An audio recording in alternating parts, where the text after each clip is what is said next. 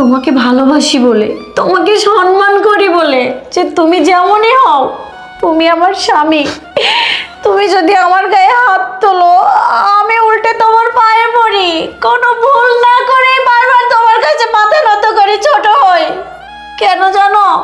কারণ তুমি আমার স্বামী, তুমি আমার সন্তানের বাবা।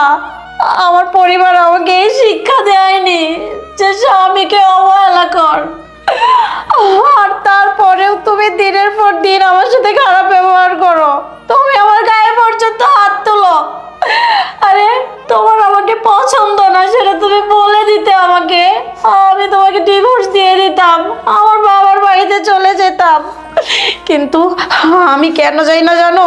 শুধুমাত্র তোমার সন্তান আর তোমার বাবার জন্য। আর তার থেকেও বড় একটা অপরাধ যে আমি তোমার মতো লোককে ভালোবাসি।